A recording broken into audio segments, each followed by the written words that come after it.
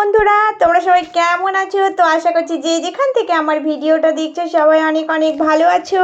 বন্ধুরা চলো আজকে কিন্তু আমি তোমাদের সাথে দেখো এত সুন্দর একটা ডিজাইন নর্মালভাবে বানিয়ে দেখাবো, খুবই সহজে। কোনো রকম পেপার লাগবে না বা কোনো পেস্টিং পেপার কোনো কিছুই লাগবে না। আমি কিন্তু আজকে নর্মাল কাপড়ের উপরে ডিজাইনটা তোমাদেরকে বানিয়ে দেখাবো। তো দেখো এখানে কিন্তু আমি চুড়িদারের কাটিংটা আগে থেকেই করে নিয়েছি। তো একটা পার্ট আমি নিয়ে নেব, যেটা সামনের গলা কাটিং করব। তো এই পার্টটা নিয়ে আমি দেখো কাপড়টা উল্টিয়ে ভাঁজ করে নিয়েছি। এবার আমি তোমাদের মাপগুলো বলে ডিজাইনটা এঁকে দেখাচ্ছি। তো প্রথমেই দেখো আমি কিন্তু লম্বাতে 2.5 ইঞ্চি রেখেছি। এবার এই দিকের যে লম্বাটা, এই লম্বাটা কিন্তু আমি দেখো 6 একটা পয়েন্ট করেছি। করার পরে দেখো 1/2 ইঞ্চি একটু তুলবো, তুলে 5.5 আমি একটা পয়েন্ট করব। তো এই 5.5 থেকে কিন্তু আবার আমি এই দিকে 2.5 পয়েন্ট করব। তো এইভাবে করে আগে 4 কোণা বক্স একটা এঁকে নেব। এবার দেখো এবার কিন্তু আমাকে এটা রাউন্ড শেপ আঁকতে হবে। তো রাউন্ড শেপ আঁকার সময় দেখো আমি সামনের দিক থেকে কিন্তু 1 ইঞ্চি ছাড়া রাখছি, রেখে কিন্তু এই যে নিচের দিকটা ভি শেপ এঁকে নেব।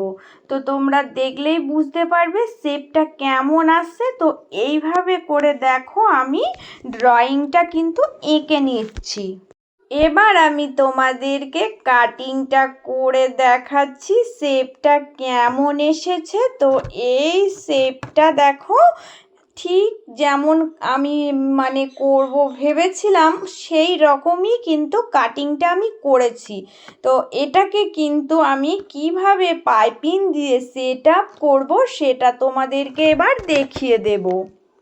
তো দেখো এখানে কিন্তু আমি এইরকম একটা কাপড় নিয়েছি, কারণ এই কাপড়টা দিয়েই আমি পাইপিংটা তৈরি করব। তো দেখো গলার যে কাটিংটা ছিল ওটা আমি এবার এর ওপরে দেখো সমান করে আগে বসিয়ে নেব। তো এবার দেখো এবার কিন্তু আমি সাইড দিয়ে 1 ইঞ্চি করে ছাড়া রাখবো। তো 1 ইঞ্চি করে ছাড়া রেখেই আমি কিন্তু কাটিংটা করে নেব। ঠিক যেমন শেপ আমার এসেছিল ওই রকমই কিন্তু হয়ে যাবে। তো আমি দেখো এটা কাটিং করে তোমাদেরকে দেখাচ্ছি কেমন হয়েছে। এবার দেখো এবার আমি তোমাদের একটু পিঠ কাটিংটা দেখিয়ে দিচ্ছি। পিঠটাও কিন্তু একদম নর্মালের ওপরেই হবে। তো এই দিকে আমি 2.5 ইঞ্চি রেখেছি আর 5 ইঞ্চি মতো নিচের দিকে। তো এইভাবে করে সেম যে পয়েন্টে কাটিং করি ওই রকম রাউন্ড শেপ দিয়েই কিন্তু পিঠের কাটিংটাও আমি করে নেব।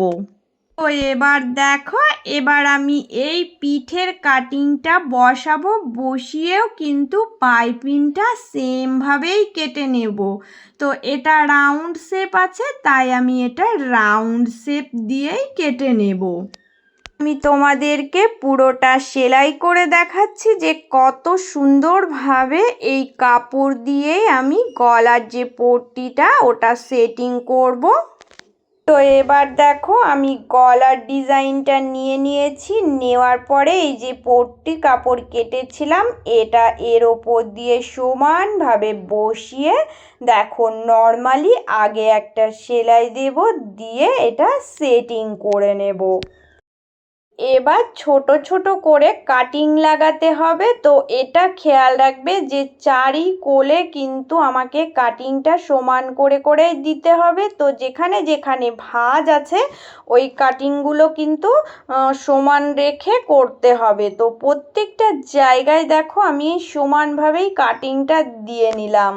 এবার দেখো হাত দিয়ে আমি কিভাবে সেট আপ করছি। তো হাত দিয়ে দেখো আমি কিন্তু সুন্দরভাবে ভিতরের দিকে পট্টি কাপড়টা দিয়ে দিয়েছি। এবার নখের সাহায্যে দেখো সুন্দর করে আমি ভাঁজ দিয়ে আগে হাত দিয়েই মানে সেট আপটা করে এটা রেডি করতে হবে। ঠিক যেমন আমি ডিজাইনটা কেটেছিলাম ওই শেপই কিন্তু চলে আসবে।